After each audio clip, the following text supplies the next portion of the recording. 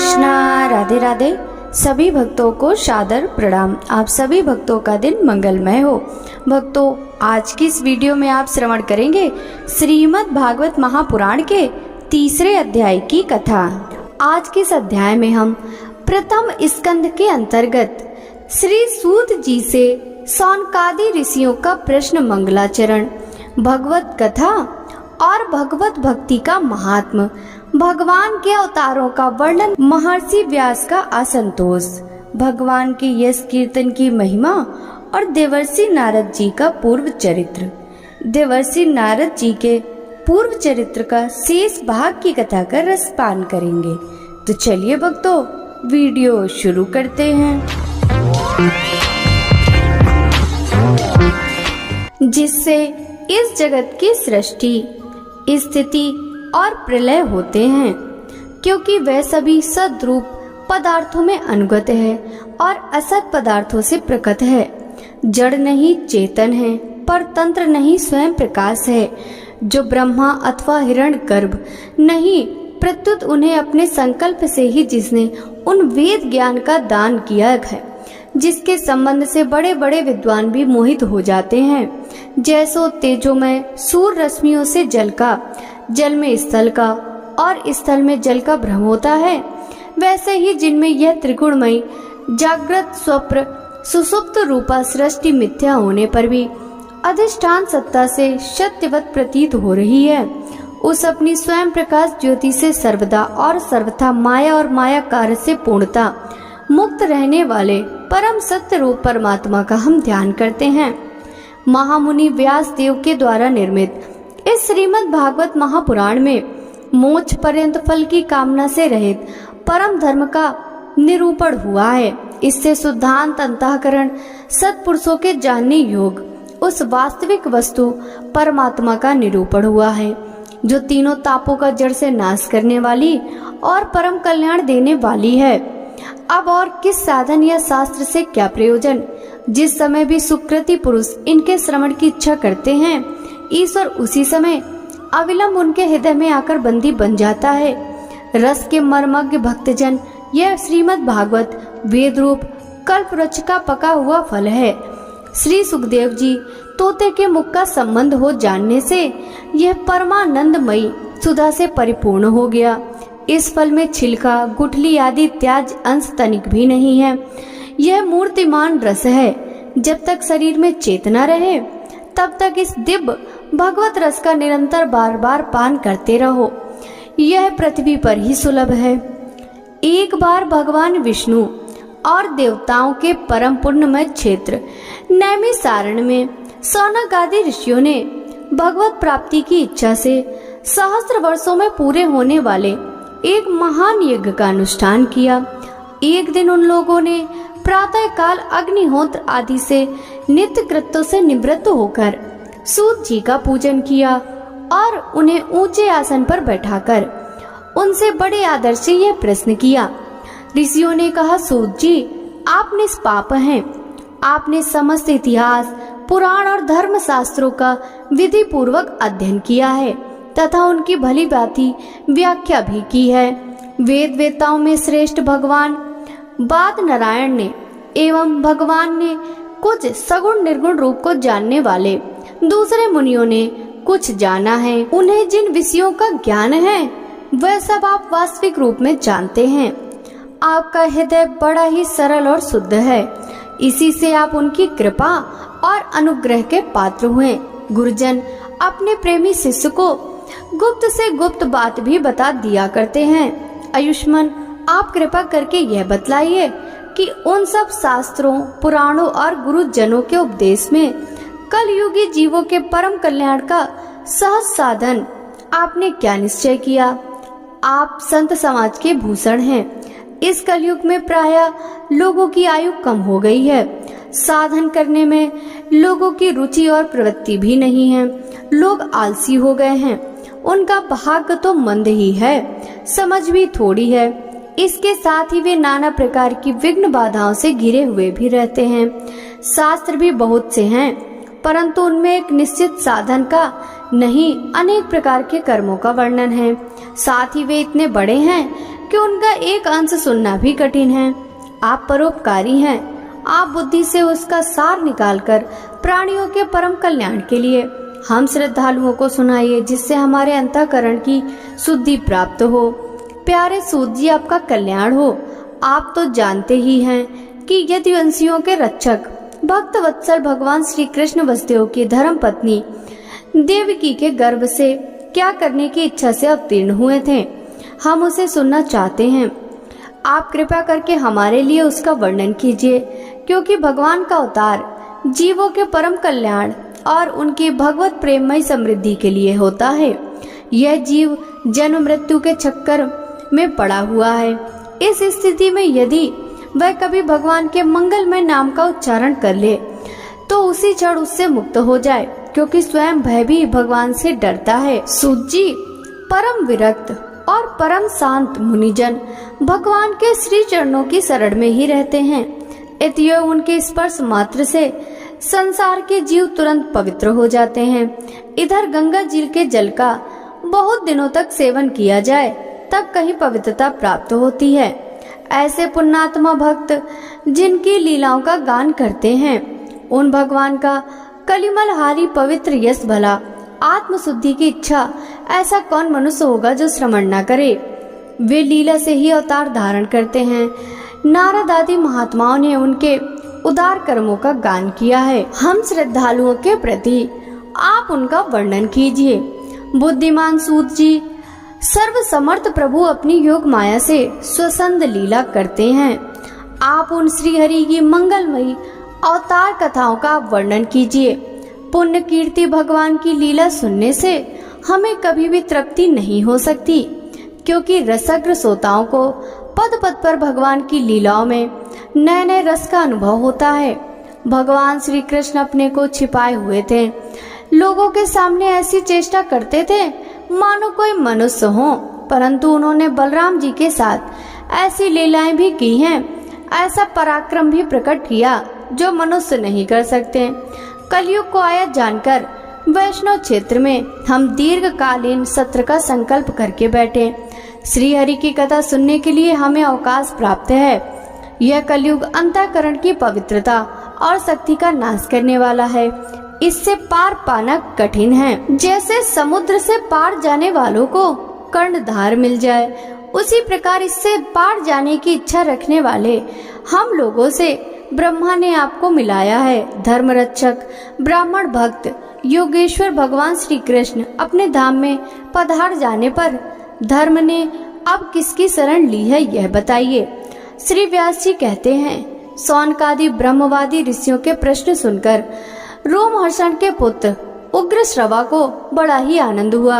उन्होंने ऋषियों के इस मंगलमय प्रश्न का अभिनंदन करके कहना आरंभ किया। सूत जी ने कहा, जिस समय श्री सुखदेव जी का यज्ञोपवीत संस्कार भी नहीं हुआ था, सुतरा लौकिक वैदिक कर्मों के अनुष्ठान का अवसर भी नहीं आया था, उन्हें अकेले ही संन्यास लेने के उद्देश्य से जाते देखकर उनके पिता व्यास जी विरह से कातर हुए पुकारने लगे, बेटा बेटा। उस समय तन्मय होने के कारण श्री सुखदेव जी की ओर से वृक्षों ने उत्तर दिया, ऐसे सबके हृदय में विराजमान श्री सुखदेव मुनि को मैं नमस्कार करता हूँ। यह श्रीमद् भागवत अत्यंत गोपनीय रहस्यात्मक पुराण है। यह भगवत रूप का अनुभव कराने वाला और समस्त वेदों का सार है। संसार में फंसे हुए जो लोग इस घोर अज्ञान अंधकार से पार जाना चाहते हैं, उनके लिए आध्यात्मिक तत्वों को प्रकाशित करने वाला यह अद्वितीय दीपक है। वास्तव में उन्हीं पर करुणा करके बड़े बड़े मुनियों के आचार्य श्री सुखदेव जी ने इसका वर्णन किया। मैं उनकी शरण ग्रहण करता हूँ। मनुष्यों में सर्वश्रेष्ठ भगवान के अवतार नर नारायण ऋषियों को, सरस्वती देवी को और श्री व्यास देव जी को नमस्कार करके तब संसार और अंतःकरण के समस्त विकारों पर विजय प्राप्त कराने वाले श्रीमद् भागवत महापुराण का पाठ करना चाहिए। ऋषियों, आपने संपूर्ण विश्व के कल्याण के लिए ये बहुत सुंदर प्रश्न किया, क्योंकि यह प्रश्न श्री कृष्ण के संबंध में है और इससे भली भांति आत्मशुद्धि हो जाती है। मनुष्यों के लिए सर्वश्रेष्ठ धर्म वही है जिससे भगवान श्री कृष्ण में भक्ति हो। भक्ति भी ऐसी जिसमें किसी प्रकार की कामना न हो, जो नित्य निरंतर बनी रहे। ऐसी भक्ति से हृदय आनंद स्वरूप परमात्मा की उपलब्धि करके कृत हो जाता है। भगवान श्री कृष्ण में भक्ति होते ही अनन्य प्रेम से उनमें चित्त जोड़ते हैं। निष्काम ज्ञान और वैराग्य का आविर्भाव हो जाता है। धर्म का ठीक ठीक अनुष्ठान करने पर भी यदि मनुष्य के हृदय में भगवान की लीला कथाओं के प्रति अनुराग का उदय न हो तो वह निरा श्रम ही श्रम है। धर्म का फल है मोक्ष। उसकी सार्थकता अर्थ प्राप्ति में नहीं, अर्थ केवल धर्म के लिए है। भोग विलास उसका फल नहीं माना गया। भोग विलास का फल इंद्रियों को तृप्त करना नहीं है, उसका प्रयोजन है केवल जीवन निर्वाह। जीवन का फल भी तत्व जिज्ञासा है। बहुत कर्म करके स्वर्ग आदि प्राप्त करना उसका फल नहीं है। तत्ववेत्ता लोग ज्ञाता और ज्ञेय के भेद से रहित अखंड अद्वितीय सच्चिदानंद स्वरूप ज्ञान को ही तत्व कहते हैं।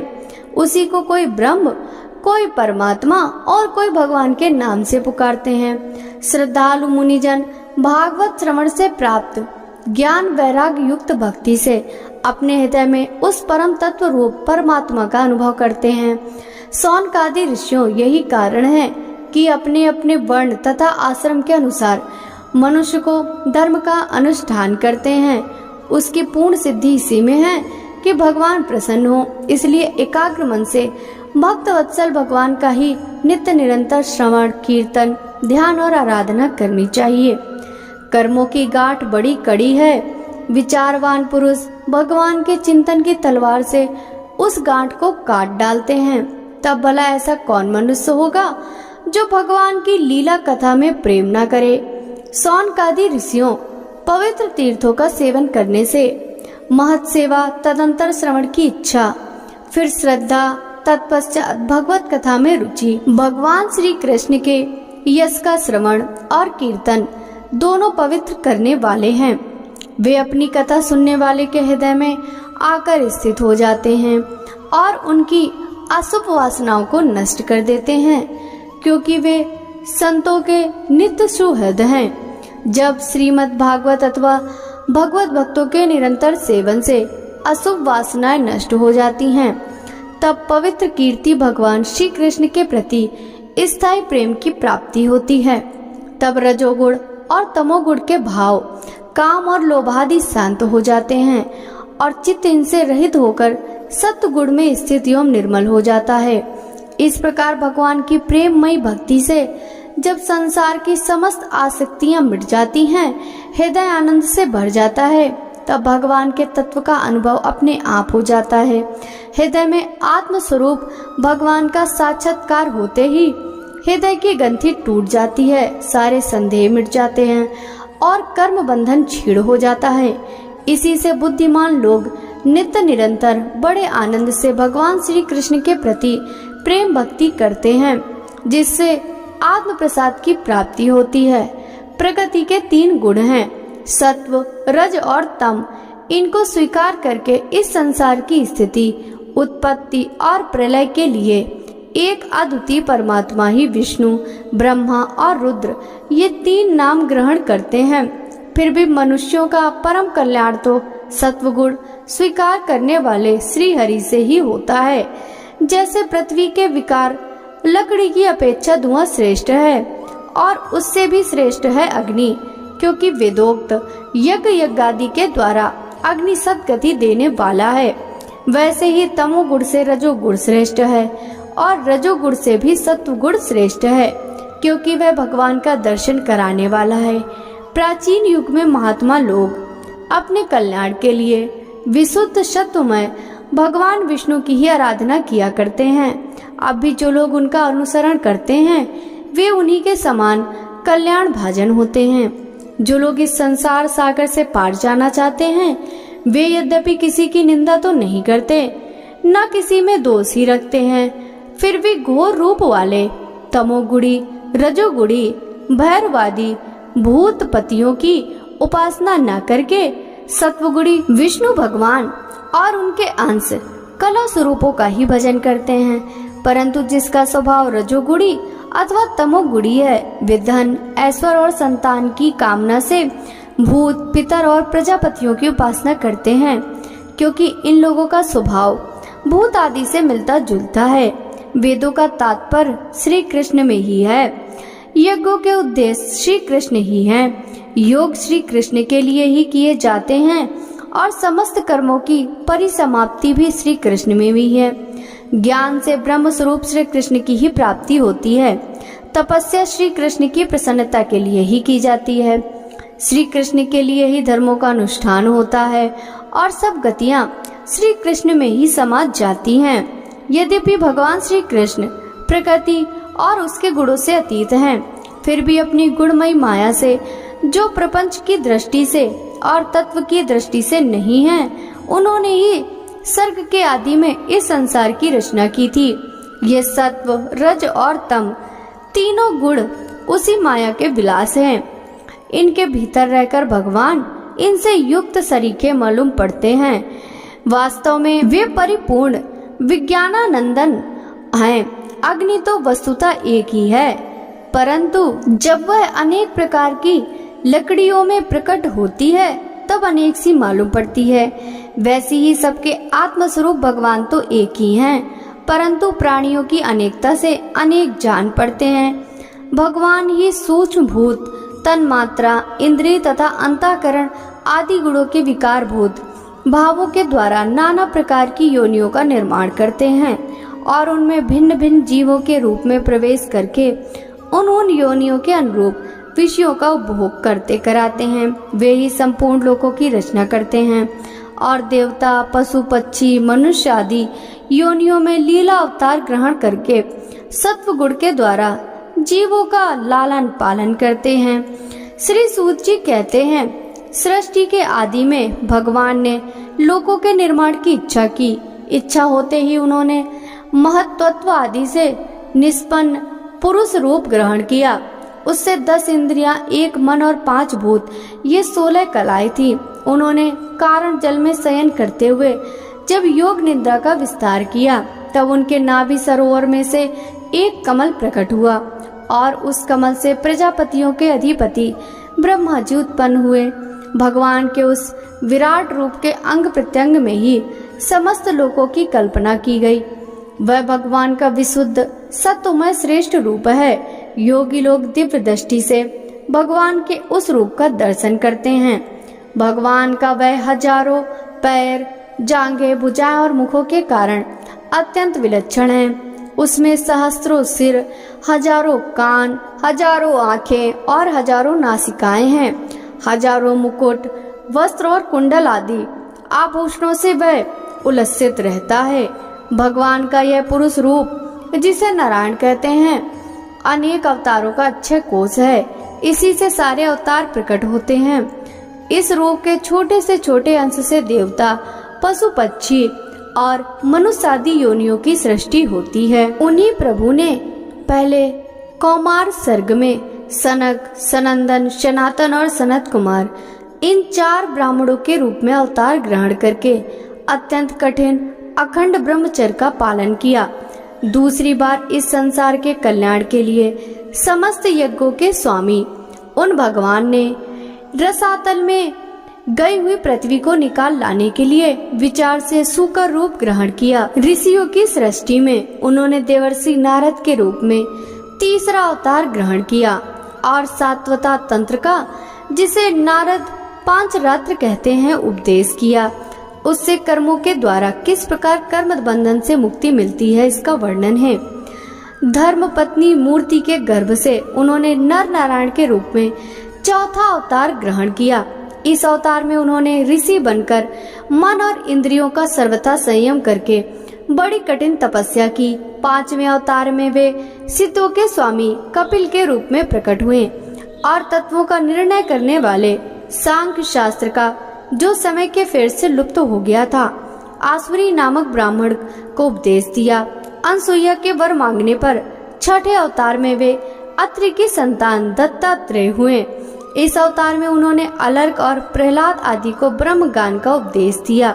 7वीं बार रुचि प्रजापति की आकुति नामक पत्नी से यज्ञ के रूप में उन्होंने अवतार ग्रहण किया और अपने पुत्र याम आदि देवताओं के साथ स्वयंभू मनवंतर की रक्षा की।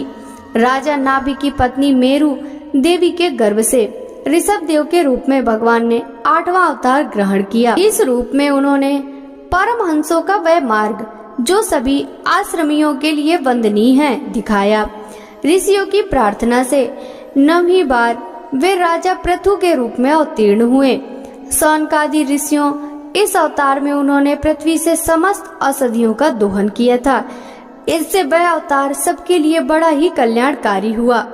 चाक्षुष मनवंतर के अंत में जब सारी त्रिलोकी समुद्र में डूब रही थी, तब उन्होंने मत्स्य के रूप में 10वां अवतार ग्रहण किया और पृथ्वी रूपी नौका पर बैठाकर अगले मनवंतर के अधिपति वह विश्वत मनु की रक्षा की।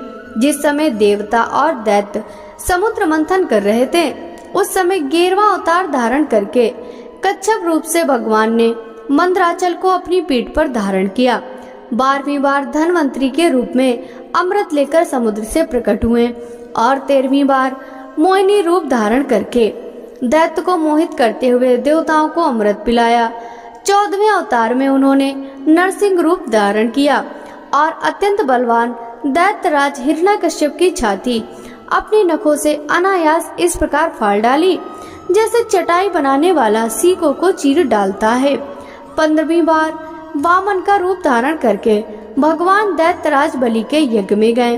वे चाहते थे त्रिलोकी का राज, परंतु मांगे उन्होंने केवल 3 पग पृथ्वी। 16वें परशुराम अवतार में जब उन्होंने देखा कि राजा लोग ब्राह्मणों के द्रोही हो गए हैं, तब क्रोधित होकर उन्होंने पृथ्वी को 21 बार क्षत्रियों से शून्य कर दिया। इसके बाद 17वें अवतार में सत्यवती के गर्भ से पराशर जी के द्वारा वे व्यास के रूप में अवतीर्ण हुए। उस समय लोगों की समझ और धारणा शक्ति कम देखकर आपने वेद रूप वृक्ष की कई शाखाएं बना दी। 18वीं बार देवताओं का कार्य संपन्न करने की इच्छा से उन्होंने राजा के रूप में राम अवतार ग्रहण किया और सेतु बंधन, रावण वध आदि वीरतापूर्ण बहुत सी लीलाएं की। 19वें और 20वें अवतारों में उन्होंने यदुवंश में बलराम और श्री कृष्ण के नाम से प्रकट होकर पृथ्वी का भार उतारा। इसके बाद कलयुग आ जाने पर मगध देश यानी बिहार में देवताओं के द्वेषी दैत्यों को मोहित करने के लिए अजन के पुत्र के रूप में आपका बुद्ध अवतार होगा। इसके लिए बहुत पीछे जब कलयुग का अंत समीप होगा और राजा लोग प्राय लुटेरे हो जाएंगे, तब जगत के रक्षक भगवान विष्णु यश नामक ब्राह्मण के घर में कल के रूप में अवतीर्ण होंगे। सौनकादि ऋषियों जैसे अगाध सरोवर में हजारों छोटे छोटे नाले निकलते हैं, वैसे ही सत्वनिधि भगवान श्री हरि के असंख्य अवतार हुआ करते हैं। ऋषि, मनु, देवता, प्रजापति, मनुपुत्र और जितने भी महान शक्तिशाली हैं, वे सबके सब भगवान के ही अंश हैं। ये सब अवतार तो भगवान के अंश अवतार अथवा कला अवतार हैं, परंतु भगवान श्री कृष्ण तो स्वयं भगवान यानी अवतारी ही हैं। जब लोग दैत्यों के अत्याचार से व्याकुल हो उठते हैं, तब युग युग में अनेक रूप धारण करके भगवान उनकी रक्षा करते हैं। भगवान के दिव्य जन्मों की कथा अत्यंत गोपनीय रहस्यमयी है। जो मनुष्य एकाग्र चित्त से नियम पूर्वक सायंकाल और प्रातः काल प्रेम से इसका पाठ करता है, वह सब दुखों से छूट जाता है। प्राकृत स्वरूप रहित चिन्मय भगवान का जो यह स्थूल जगदाकार रूप है, यह उनकी माया के महत्वादी गुणों से भगवान में ही कल्पित है। जैसे बादल वायु के आश्रय रहते हैं और दूसर पना धूल में होता है, परंतु अल्प बुद्धि मनुष्यों का बादलों का आकाश में और दूसर पने का वायु में आरोप करते हैं, वैसे ही अविवेकी पुरुष सबके साक्षी आत्मा में स्थूल दृश्य रूप जगत का आरोप करते हैं। इस स्थूल रूप से परे भगवान एक सूक्ष्म अव्यक्त रूप हैं, जो न जानते कि स्थूल किस तरह आकार आदि गुणों वाला और न देखने सुनने में ही आ सकता है, वही सूक्ष्म शरीर है। आत्मा का आरोप या प्रवेश होने से यह जीव कहलाता है और इसी का बार बार जन्म होता है। उपर्युक्त सूक्ष्म और स्थूल शरीर अविद्या से ही आत्मा में आरोपित है। जिस अवस्था में आत्मा स्वरूप के ज्ञान से यह आरोप दूर हो जाता है, उसी समय ब्रह्म का साक्षात्कार होता है। तत्वज्ञानी लोग जानते हैं कि जिस समय यह बुद्धि रूपा परमेश्वर की माया निवृत्त हो जाती है, उस समय जीव परमानंदमय हो जाता है और अपनी स्वरूप महिमा में प्रतिष्ठित हो जाता है। वास्तव में जिनके जन्म नहीं है और कर्म भी नहीं है, उन हृदयेश्वर भगवान के अपराकृत जन्म और कर्मों का तत्वज्ञानी लोग इस प्रकार वर्णन करते हैं, क्योंकि उनके जन्म और कर्म वेदों के अत्यंत गोपनीय रहस्य हैं। भगवान की लीला अमोघ है। वे लीला से ही संसार का सृजन, पालन और संहार करते हैं, किंतु इसमें आसक्त नहीं होते। प्राणियों के अंतःकरण में छिपे रहकर ज्ञानेंद्रियां और मन के नियंता के रूप में उनके विषयों को ग्रहण भी करते हैं, परंतु उनसे अलग रहते हैं। वे परम स्वतंत्र हैं। ये विषय कभी उन्हें लिप्त नहीं कर सकते। जैसे अनजान मनुष्य जादूगर अथवा नट के संकल्प और वचनों से ही करामात को नहीं समझ पाता, वैसे ही अपने संकल्प और वेद वाणी के द्वारा भगवान के प्रकट किए हुए इन नाना नाम और रूपी तथा उनकी लीलाओं को कुबुद्धि जीव बहुत सी तर्क युक्तियों के द्वारा नहीं पहचान सकता। चक्रपाणी भगवान की शक्ति और पराक्रम अनंत है, उनकी कोई थाह नहीं पा सकता। वे सारे जगत के निर्माता होने पर भी उससे सर्वथा परे हैं। उनके स्वरूप को अथवा उनकी लीला के रहस्य को वही जान सकता है जो नित्य निरंतर निष्कपट भाव से उनके चरण कमलों की दिव्य गंध का सेवन करता है, सेवा भाव से उनके चरणों का चिंतन करता है। सौनकादि ऋषियों, आप लोग बड़े ही सौभाग्यशाली तथा धन्य हैं, जो इस जीवन में और विघ्न बाधाओं से भरे इस संसार में समस्त लोकों के स्वामी भगवान श्री कृष्ण से वह सर्वात्मक आत्मभाव वह अनिर्वचनीय अनन्य प्रेम भक्त करते हैं, फिर जिनसे इस जन्म मरण रूप संसार के भयंकर चक्र में नहीं पड़ना होता। भगवान वेद व्यास ने यह वेदों के समान भगवत चरित्र से परिपूर्ण भागवत नाम का पुराण बनाया है। उन्होंने इस शाघनीय कल्याणकारी और महान पुराण को लोगों के परम कल्याण के लिए अपने आत्मज्ञान शिरोमणि पुत्र को ग्रहण कराया। इससे सारे वेद और इतिहासों का सार संग्रह किया गया। सुखदेव जी ने राजा परीक्षित को यह सुनाया। उस समय वे परम ऋषियों से घिरे हुए आमरण अनशन का व्रत लेकर गंगा तट पर बैठे हुए थे। भगवान श्री कृष्ण जब धर्म ज्ञान आदि के साथ अपने परम धाम को पधार गए, तब इस कलयुग में जो लोग अज्ञान रूपी अंधकार से अंधे हो रहे थे, उनके लिए यह पुराण रूपी सूर्य इस समय प्रकट हुआ। सौनकादि ऋषियों, जब महातेजस्वी सुखदेव जी महाराज वहाँ इस पुराण की कथा कह रहे थे, तब मैं भी वहाँ बैठा था। वहाँ मैंने उनकी कृपापूर्ण अनुमति से इसका अध्ययन किया। मेरा जैसा अध्ययन है और मेरी बुद्धि ने जितना जिस प्रकार इसको ग्रहण किया, उसी के अनुसार इसे मैं आप लोगों को सुनाऊंगा। व्यास जी कहते हैं, उस दीर्घकालीन सत्र में सम्मिलित हुए मुनियों में विद्या वयोवृद्ध कुलपति ऋग्वेदी सौनक जी ने सूत जी की पूर्वोक्त बात सुनकर उनकी प्रशंसा की और कहा। सौनक जी बोले, सूत जी, आप वक्ताओं में श्रेष्ठ हैं तथा बड़े भाग्यशाली हैं। जो कथा भगवान श्री सुखदेव जी ने कही थी, वही भगवान की पुण्यमयी कथा कृपा करके आप हमें सुनाइए। वह कथा किस युग में, किस स्थान पर और किस कारण से हुई थी? मुनिवर कृष्ण द्वैपायन ने किसकी प्रेरणा से इस परमहंसों की संहिता का निर्माण किया था? उनके पुत्र सुखदेव जी बड़े योगी, समदर्शी, भेदभाव रहित, संसार निद्रा से जगे एवं निरंतर एकमात्र परमात्मा में ही स्थिर रहते हैं। वे छिपे रहने के कारण मूढ़ से प्रतीत होते हैं। व्यास जी जब सन्यास के लिए वन की ओर जाते हुए अपने पुत्र का पीछा कर रहे थे, उस समय जल में स्नान करने वाली स्त्रियों ने नंगे सुखदेव को देखकर वस्त्र धारण नहीं किया, परंतु वस्त्र पहने हुए व्यास जी को देखकर लज्जा से कपड़े पहन लिए थे। इस आश्चर्य को देखकर जब व्यास जी ने उन स्त्रियों से इसका कारण पूछा, तब उत्तर दिया कि आपकी दृष्टि में अभी पुरुष स्त्री का भेद बना हुआ है, परंतु आपके पुत्र की शुद्ध दृष्टि में यह भेद नहीं है। गुरु जांगाल देश में पहुंचकर हस्तिनापुर में वे पागल, गूंगे तथा जड़ के समान विचरते होंगे। नगर वासियों ने उन्हें कैसे पहचाना? पांडव नंदन राजर्षि परीक्षित का इन मौनी सुखदेव के साथ संवाद कैसे हुआ, जिसमें यह भागवत संहिता कही गई। महाभाग श्री सुखदेव जी तो गृहस्थों के घरों को तीर्थ रूप बना देने के लिए उतनी ही देर उनके दरवाजे पर रहते हैं जितनी देर में एक गाय दुही जाती है। सूत जी, हमने सुना है कि अभिमन्यु नंदन परीक्षित भगवान के बड़े प्रेमी भक्त थे। उनके अत्यंत आश्चर्यमय जन्म और कर्मों का भी वर्णन कीजिए। वे तो पांडव वंश के गौरव बढ़ाने वाले सम्राट थे।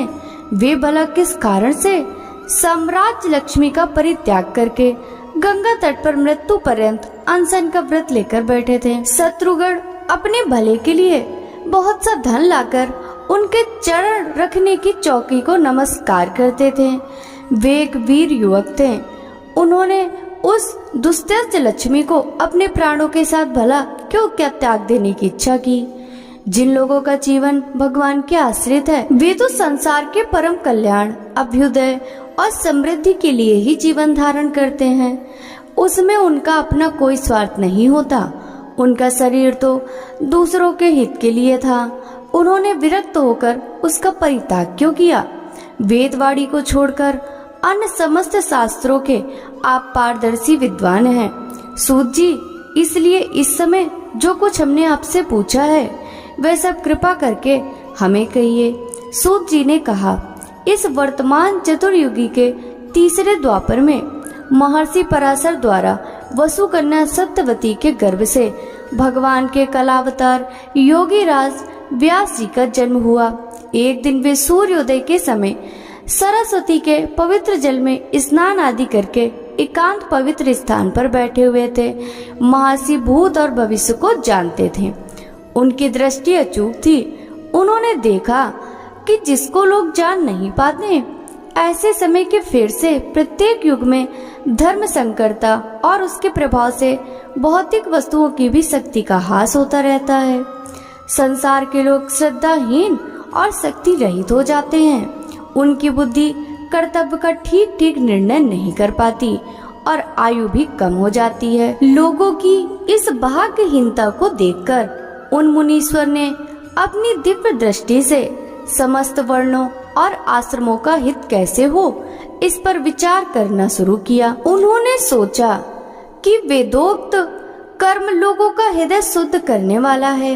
इस दृष्टि से यज्ञों का विस्तार करने के लिए उन्होंने एक ही वेद के 4 भाग कर दिए। व्यास जी के द्वारा ऋक, यजु, साम और अथर्व इन 4 वेदों का उद्धार हुआ।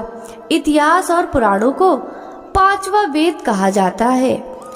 उनमें से ऋग्वेद के पैल, सामगान के विद्वान जैमिनी एवं यजुर्वेद के एकमात्र स्नातक वैशंपायन हुए। अथर्ववेद में प्रवीण हुए वरुण नंदन सुमंतु मुनि। इतिहास और पुराणों के स्नातक मेरे पिता रोमहर्षण थे। इन पूर्वोक्त ऋषियों ने अपनी अपनी शाखा को और भी अनेक भागों में विभक्त कर दिया। इस प्रकार शिष्य, प्रशिष्य और उनके शिष्यों द्वारा वेदों की बहुत सी शाखाएं बन गई। कम समझने वाले पुरुषों पर कृपा करके भगवान वेद व्यास ने इसलिए ऐसा विभाग कर दिया कि जिन लोगों को स्मरण शक्ति नहीं है या कम है, वे भी वेदों को धारण कर सके। स्त्री, शूद्र और पतित द्विजाति तीनों ही वेद श्रवण के अधिकारी नहीं हैं।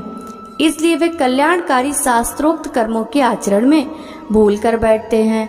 अब इसके द्वारा उनका भी कल्याण हो जाए, यह सोचकर महामुनि व्यास जी ने बड़ी कृपा करके महाभारत इतिहास की रचना की। सौनक आदि ऋषियों, यद्यपि व्यास जी इस प्रकार अपनी पूरी शक्ति से सदा सर्वदा प्राणियों के कल्याण में ही लगे रहें, तथापि उनके हृदय को संतोष नहीं हुआ। उनका मन कुछ खिन्न सा हो गया। सरस्वती नदी के पवित्र तट पर एकांत में बैठकर धर्मवेत्ता व्यास जी मन ही मन विचार करते हुए इस प्रकार कहने लगे, मैंने निष्कपट भाव से ब्रह्मचर्य आदि व्रतों का पालन करते हुए वेद, गुरुजन और अग्नियों का सम्मान किया है और उनकी आज्ञा का पालन किया है। महाभारत की रचना के बहाने मैंने वेद के अर्थ को खोल दिया। जिससे स्त्री शूद्र आदि भी अपने अपने धर्म कर्म का ज्ञान प्राप्त कर लेते हैं। यद्यपि मैं ब्रह्म तेज से संपन्न एवं समर्थ हूँ, तथापि मेरा हृदय कुछ अपूर्ण काम का जान पड़ता है। अवश्य ही अब तक मैंने भगवान को प्राप्त कराने वाले धर्मों का प्राय निरूपण नहीं किया। वे ही धर्म परमहंसों को प्रिय है और वे ही भगवान को प्रिय है। हो न हो मेरी अपूर्णता का कारण यही है। श्री कृष्ण द्वैपायन व्यास जी इस प्रकार अपने को अपूर्ण सा मानकर खिन्न हो रहे थे। उसी समय पूर्वोक्त आश्रम देवर्षि नारद जी आ पहुँचे। उन्हें आया देख व्यास जी तुरंत खड़े हो गए। उन्होंने देवताओं के द्वारा सम्मानित देवर्षि नारद की विधि पूर्वक पूजा की। सूत जी कहते हैं, तदंतर सुख पूर्वक बैठे हुए बीड़ा पाड़ी परम यशस्वी देवर्षि नारद ने मुस्कुराकर अपने पास ही बैठे ब्रह्मर्षि व्यास जी से कहा। नारद जी ने प्रश्न किया, महाभाग व्यास जी, आपके शरीर एवं मन दोनों ही अपने कर्म एवं चिंतन से संतुष्ट है ना? अवश्य ही आपकी जिज्ञासा तो भली भांति पूर्ण हो गई है, क्योंकि आपने जो यह महाभारत की रचना की है वह बड़ी ही अद्भुत है। वह धर्म आदि सभी पुरुषार्थों से परिपूर्ण है। सनातन ब्रह्म तत्व को भी आपने खूब विचारा है और जान भी लिया है। फिर भी प्रभु, आप अकृतार्थ पुरुष के समान अपने विषय में शोक क्यों कर रहे हैं? व्यास जी ने कहा, आपने मेरे विषय में जो कुछ कहा है वह सब ठीक ही है। वैसा होने पर भी मेरा हृदय संतुष्ट नहीं है। पता नहीं इसका क्या कारण है। आपका ज्ञान अगाध है। आप साक्षात ब्रह्मा जी के मानस पुत्र हैं, इसलिए मैं आपसे इसका कारण पूछता हूँ। नारद जी, आप समस्त गोपनीय रहस्यों को जानते हैं, क्योंकि आपने उन पुराण पुरुष की उपासना की है जो प्रकृति पुरुष दोनों के स्वामी हैं और असंग रहते हुए अपने संकल्प मात्र से गुणों के द्वारा संसार की सृष्टि, स्थिति और प्रलय करते रहते हैं। आप सूर्य की भांति तीनों लोकों में भ्रमण करते रहते हैं और योग बल से प्राण वायु के समान सबके भीतर रहकर अंतःकरणों के साक्षी भी हैं। योग अनुष्ठान और नियमों के द्वारा परम ब्रह्म और शब्द ब्रह्म दोनों की पूर्ण प्राप्ति कर लेने पर भी मुझ में जो बड़ी कमी है उसे आप कृपा करके बतलाइए। नारद जी ने कहा, व्यास जी, आपने भगवान के निर्मल यश का गान प्राय नहीं किया। मेरी ऐसी मान्यता है कि जिससे भगवान संतुष्ट नहीं होते वह शास्त्र या ज्ञान अधूरा है। आपने धर्म आदि पुरुषार्थों का जैसा निरूपण किया है, भगवान कृष्ण की महिमा का वैसा ही निरूपण नहीं किया। जिस वाणी से, चाहे वह रस भाव अलंकार आदि से युक्त ही क्यों न हो, जगत को पवित्र करने वाले भगवान श्री कृष्ण के यश का कभी गान नहीं होता। वह तो कौमों के लिए उच्छिष्ट फेंकने के स्थान के समान अपवित्र मानी जाती है। मान सरोवर के कमल वन में विहरने वाले हंसों की भांति ब्रह्म धाम में विहार करने वाले भगवत चरणार विंदाश्रित परम हंस भक्त कभी उसमें रमण नहीं करते। इसके विपरीत जिसमें सुंदर रचना भी नहीं है और जो दूषित शब्दों से युक्त भी है, परंतु जिसका प्रत्येक श्लोक भगवान के सुयश सूचक नामों से युक्त है, वह वाणी लोगों के सारे पापों का नाश कर देती है। क्योंकि सत्पुरुष ऐसी ही वाणी का श्रवण, गान और कीर्तन किया करते हैं। वह निर्मल ज्ञान भी जो मोक्ष की प्राप्ति का साधन है, यदि भगवान की भक्ति से रहित हो तो उतनी शोभा नहीं होती। फिर जो साधन और सिद्धि दोनों ही दशाओं में सदा ही अमंगल रूप हैं, वह काम कर्म और जो भगवान को अर्पण नहीं किया गया ऐसा निष्काम कर्म भी कैसे सुशोभित हो सकता है। महाभाग व्यास जी, आपकी दृष्टि अमोघ है, आपकी कीर्ति पवित्र है, आप सत्यपरायण एवं दृढ़ व्रत हैं। इसलिए अब आप संपूर्ण जीवों के बंधन से मुक्त करने के लिए समाधि के द्वारा अचिंत्य शक्ति भगवान की लीलाओं का स्मरण कीजिए।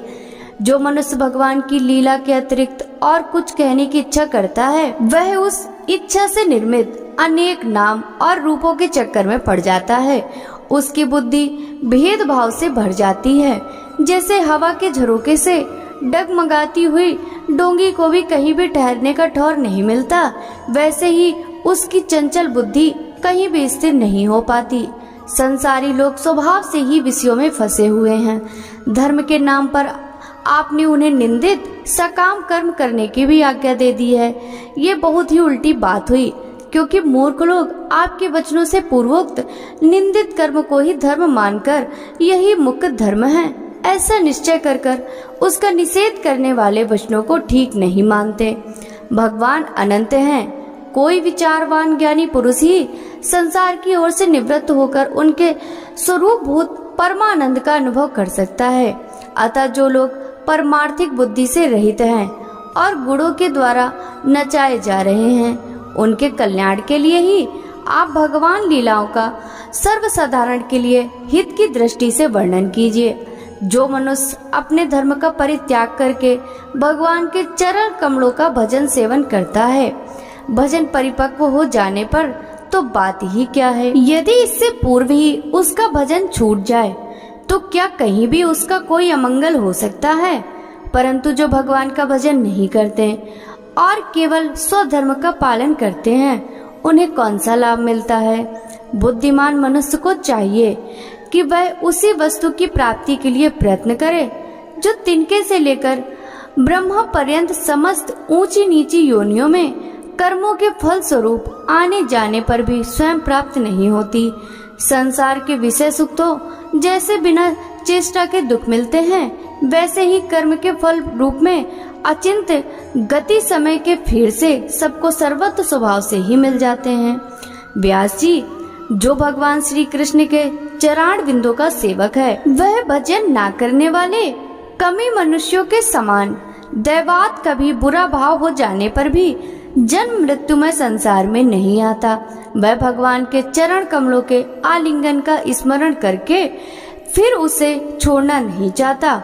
उसे रस का चस्का जो लग चुका है, जिनसे जगत की उत्पत्ति, स्थिति और प्रलय होते हैं, वे भगवान ही इस विश्व के रूप में भी हैं। ऐसा होने पर भी वे इससे विलक्षण हैं, इस बात को आप स्वयं जानते हैं। तथापि मैंने आपको संकेत मात्र कर दिया। व्यास जी, आपकी दृष्टि अमोघ है। आप इस बात को जानिए कि आपका पुरुषोत्तम भगवान के कला अवतार हैं। आपने अजन्मा होकर भी जगत के कल्याण के लिए जन्म ग्रहण किया, इसलिए आप विशेष रूप से भगवान की लीलाओं का कीर्तन कीजिए।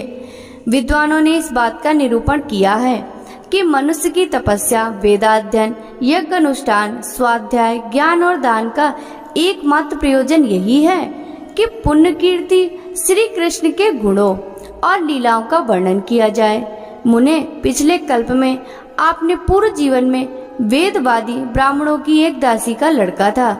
वे योगी वर्षा ऋतु में एक स्थान पर चातुर्मास कर रहे थे। बचपन में ही मैं उनकी सेवा में नियुक्त कर दिया गया था। मैं यद्यपि बालक था, फिर भी किसी प्रकार की चंचलता नहीं करता था। जितेंद्रिय था, खेल कूद से दूर रहता था और आज्ञा अनुसार उनकी सेवा करता था। मैं बोलता भी बहुत कम था। मेरे शील स्वभाव को देखकर समदर्शी मुनियों ने मुझ सेवक पर अत्यंत अनुग्रह किया। उनकी अनुमति प्राप्त करके बर्तनों में लगा हुआ जूठन मैं एक बार खा लिया करता था। इससे मेरे सारे पाप धुल गए। इस प्रकार उनकी सेवा करते करते मेरा हृदय शुद्ध हो गया और वे लोग जैसा भजन पूजन करते थे, उसी में भी मेरी रुचि हो गई। प्यारे व्यास जी, उस समय सत्संग में उन लीला गान परायण महात्माओं के अनुग्रह से मैं प्रतिदिन श्री कृष्ण की मनोहर कथाएं सुना करता। श्रद्धा पूर्वक एक एक पद श्रवण करते करते प्रिय कीर्ति भगवान में मेरी रुचि हो गई। महामुने, जब भगवान में मेरी रुचि हो गई, तब उन मनोहर कीर्ति प्रभु में मेरी बुद्धि ही निश्चल हो गई। उस बुद्धि से मैं इस संपूर्ण सत और असत रूप जगत को अपने परम ब्रह्म रूप आत्मा में माया से कल्पित देखने लगा। इस प्रकार शरद और वर्षा, इन दो ऋतुओं में तीनों समय उन महात्मा मुनियों ने श्री हरि के निर्मल यश का संकीर्तन किया और मैं प्रेम से प्रत्येक बात सुनता रहा। अब चित्त के रजोगुण और तमोगुण को नाश करने वाली भक्ति का मेरे हृदय में प्रादुर्भाव हो गया। मैं उनका बड़ा ही अनुरागी था, विनयी था। उन लोगों की सेवा से मेरे पाप नष्ट हो चुके थे। मेरे हृदय में श्रद्धा थी, इंद्रियों में संयम था एवं शरीर, वाणी और मन में मैं उनका आज्ञाकारी था। उन दीन वत्सल महात्माओं ने जाते समय कृपा करके मुझे उस गुह्यतम ज्ञान का उपदेश दिया, जिसका उपदेश स्वयं भगवान ने अपने श्रीमुख से किया। उस उपदेश से ही जगत के निर्माता भगवान श्री कृष्ण की माया के प्रभाव को मैं जान सका, जिसके जान लेने पर उनके परम पद की प्राप्ति हो जाती है। सत्य संकल्प व्यास जी पुरुषोत्तम भगवान श्री कृष्ण के प्रति समस्त कर्मों को समर्पित कर देना संसार के तीनों तापों की एकमात्र औषधि है। यह बात मैंने आपको बतला दी। प्राणियों को जिस पदार्थ के सेवन से जो रोग हो जाता है, वही पदार्थ चिकित्सा विधि के अनुसार प्रयोग करने पर क्या उस रोग को दूर नहीं करता? इसी प्रकार यद्यपि सभी कर्म मनुष्य को जन्म मृत्यु संसार के चक्कर में डालने वाले हैं, तथापि जब वे भगवान को समर्पित कर दिए जाते हैं तब उनका कर्मपना ही नष्ट हो जाता है। इस लोक में जो शास्त्र विहित कर्म भगवान की प्रसन्नता के लिए किए जाते हैं, उन्हीं से पराभक्ति ज्ञान की प्राप्ति होती है। उस भगवत अर्थ कर्म के मार्ग में भगवान के आज्ञा अनुसार आचरण करते हुए लोग बार बार श्री कृष्ण के गुण और नामों का कीर्तन तथा स्मरण करते हैं। प्रभु, आप भगवान श्री वासुदेव को नमस्कार है। हम आपका ध्यान करते हैं। प्रद्युम्न, अनिरुद्ध और संकर्षण को भी नमस्कार है। इस प्रकार जो पुरुष चतुर्व्यूह रूपी भगवत मूर्तियों के नाम द्वारा प्राकृत, मूर्ति रहित, अप्राकृत, मंत्र मूर्ति भगवान यज्ञ पुरुष का पूजन करता है, उसी का ज्ञान पूर्ण एवं यथार्थ है।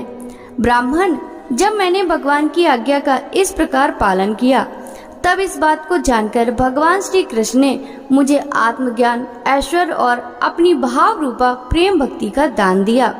व्यास जी, आपका ज्ञान पूर्ण है। आप भगवान की ही कीर्ति का, उनकी प्रेममयी लीला का वर्णन कीजिए। उसी से बड़े बड़े ज्ञानियों की भी जिज्ञासा पूर्ण होती है। जो लोग दुखों के द्वारा बार बार रौंदे जा रहे हैं, उनके दुख की शांति इसी से हो सकती है और कोई उपाय नहीं है। श्री सूत जी कहते हैं, सौनक जी, देवर्षि नारद के जन्म और साधना की बात सुनकर सत्यवती नंदन भगवान श्री व्यास जी ने उनसे फिर यह प्रश्न किया। श्री व्यास जी ने पूछा, नारद जी, जब आपको ज्ञान उपदेश करने वाले महात्मागण चले गए, तब आपने क्या किया? उस समय तो आपकी अवस्था बहुत छोटी थी। स्वयंभू आपकी शेष आयु किस प्रकार व्यतीत हुई और मृत्यु के समय आपने किस विधि से अपने शरीर का परित्याग किया? देवर्षि, काल तो सभी वस्तुओं को नष्ट कर देता है। उसने आपकी इस पूर्व कल्प की स्मृति का कैसे नाश नहीं किया? श्री नारद जी ने कहा, मुझे ज्ञान उपदेश करने वाले महात्मा गण जब चले गए, तब मैंने इस प्रकार अपना जीवन व्यतीत किया। यद्यपि उस समय मेरी अवस्था बहुत छोटी थी। मैं अपनी माँ का इकलौता लड़का था। एक ही तो वह स्त्री थी, दूसरे मूढ़ और तीसरी दासी थी। मुझे भी उसके सिवा और कोई सहारा नहीं था। उसने अपने को मेरे स्नेह पास से जकड़ रखा था। वह मेरे योगक्षेम की चिंता तो बहुत करती थी, परंतु पराधीन होने के कारण कुछ कर नहीं पाती थी। जैसे कठपुतली नचाने वाली की इच्छा अनुसार ही नाचती है, वैसे ही ये संसार ईश्वर के अधीन है। मैं भी अपनी माँ के स्नेह बंधन में बंधकर उस ब्राह्मण बस्ती में ही रहा। मेरी अवस्था केवल 5 वर्ष की थी।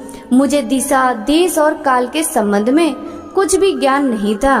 एक दिन की बात है, मेरी माँ गौ दूहने के लिए रात के समय घर से बाहर निकली।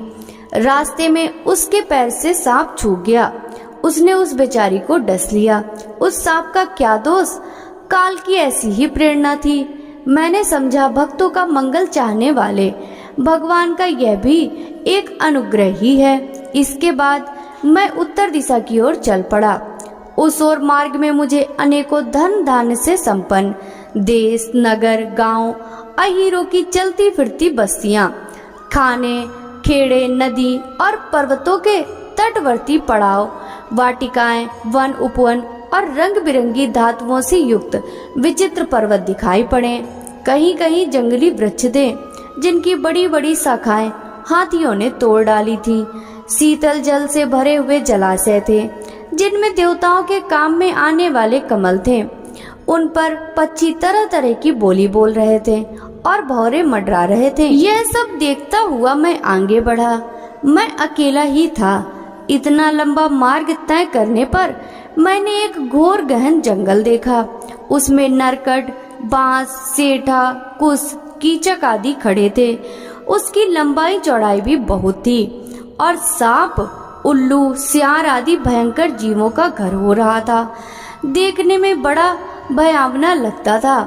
चलते चलते मेरा शरीर और इंद्रियां शिथिल हो गई। मुझे बड़े जोर की प्यास लगी। भूखा तो था ही। वहाँ एक नदी मिली। उसके कुंड में मैंने स्नान, जलपान और आचमन किया। इससे मेरी थकावट मिट गई। उस विजन वन में एक पीपल के नीचे आसन लगाकर मैं बैठ गया। उन महात्माओं से जैसा मैंने सुना था, हृदय में रहने वाले परमात्मा के उसी स्वरूप का मैं मन ही मन ध्यान करने लगा। भक्ति भाव से वशीकृत चित्त द्वारा भगवान के चरण कमलों का ध्यान करते ही भगवत प्राप्ति की उत्कट लालसा से मेरे नेत्रों में आंसू छलछलाए और हृदय में धीरे धीरे भगवान प्रकट हो गए। व्यास जी, उस समय प्रेम भाव के अत्यंत उद्रेक से मेरा रोम रोम पुलकित हो उठा। हृदय अत्यंत शांत और शीतल हो गया। उस आनंद की बाढ़ में मैं ऐसा डूब गया, मुझे अपना और ध्येय वस्तु का तनिक भी भान न रहा। भगवान का वह अनिर्वचनीय रूप समस्त शोकों का नाश करने वाला और मन के लिए अत्यंत लुभावना था। सहसा उसे न देख मैं बहुत ही विकल हो गया और अनमना सा होकर आसन से उठ खड़ा हुआ। मैंने उस स्वरूप का दर्शन फिर करना चाहा, किंतु मन को हृदय में समाहित करके बार बार दर्शन की चेष्टा करने पर भी मैं उसे न देख सका। मैं अतृप्त के समान आतुर उठा। इस प्रकार निर्जन वन में मुझे प्रयत्न करते देख स्वयं भगवान ने, जो वाणी के विषय नहीं है, बड़ी गंभीर और मधुर वाणी से मेरे शोक को शांत करते हुए कहा, खेद है, इस जन्म में तुम मेरा दर्शन नहीं कर सकोगे। जिनकी वासनाएं पूर्णतः शांत नहीं हो गई, उन अधकचरे योगियों को मेरा दर्शन अत्यंत दुर्लभ है। निष्पाप बालक, तुम्हारे हृदय में मुझे प्राप्त करने की लालसा जागृत करने के लिए मैंने एक बार तुम्हें अपने रूप की झलक दिखाई है। मुझे प्राप्त करने की आकांक्षा से युक्त साधक धीरे धीरे हृदय की संपूर्ण वासनाओं का भली भांति त्याग कर देता है। अल्पकालीन संत सेवा से ही तुम्हारी चित्तवृत्ति मुझ में स्थित हो गई। अब तुम इस प्राकृत मलिन शरीर को छोड़कर मेरे पार्षद हो जाओगे। मुझे प्राप्त करने का तुम्हारा यह दृढ़ निश्चय कभी किसी प्रकार नहीं टूटेगा। समस्त सृष्टि का प्रलय हो जाने पर भी मेरी कृपा से तुम्हें मेरी स्मृति बनी रहेगी। आकाश के समान अव्यक्त सर्वशक्तिमान महान परमात्मा इतना कहकर चुप हो रहे। उनकी इस कृपा का अनुभव कर कर मैंने उन श्रेष्ठों से भी श्रेष्ठतर भगवान को सिर झुकाकर प्रणाम किया। तभी से मैं लज्जा संकोच छोड़कर भगवान के अत्यंत रहस्यमय और मंगलमय मधुर नामों और लीलाओं का कीर्तन और स्मरण करने लगा। इस प्रहा और मद मत्सर मेरे हृदय में पहले ही निवृत्त हो चुके थे। अब मैं आनंद से काल की प्रतीक्षा करता हुआ पृथ्वी पर विचरने लगा। व्यास जी, इस प्रकार भगवान की कृपा से मेरा हृदय शुद्ध हो गया, आसक्ति मिट गई और मैं श्री कृष्ण परायण हो गया। कुछ समय बाद जैसे एकाएक बिजली कौद जाती है, वैसे ही अपने समय पर मेरी मृत्यु आ गई। मुझे शुद्ध भगवत पार्षद शरीर प्राप्त होने का अवसर आने पर प्रारब्ध कर्म समाप्त हो जाने के कारण पांच भौतिक शरीर नष्ट हो गया। कल्प के अंत में जिस समय भगवान नारायण एकावर्ण प्रलयकालीन समुद्र के जल में शयन करते हैं, उस समय उनके हृदय में शयन करने की इच्छा से इस सारी सृष्टि को समेटकर ब्रह्मा जी जब प्रवेश करने लगे, तब उनके श्वास के साथ मैं भी उनके हृदय में प्रवेश कर गया। 1 सहस्त्र चतुर्युगी बीत जाने पर जब ब्रह्मा जगे, और उन्होंने सृष्टि करने की इच्छा की, तब उनकी इंद्रियों से मरीचि आदि ऋषियों के साथ मैं भी प्रकट हो गया। तभी से मैं भगवान की कृपा से वैकुंठ आदि में और तीनों लोकों में बाहर और भीतर बिना रोक टोक विचरण किया करता हूँ। मेरे जीवन का व्रत भगवत जन अखंड रूप से चलता रहता है। भगवान की दी हुई ईश्वर ब्रह्म से विभूषित वीणा पर तान छेड़कर मैं उनकी लीलाओं का गान करता हूँ, सारे संसार में विचरता हूँ।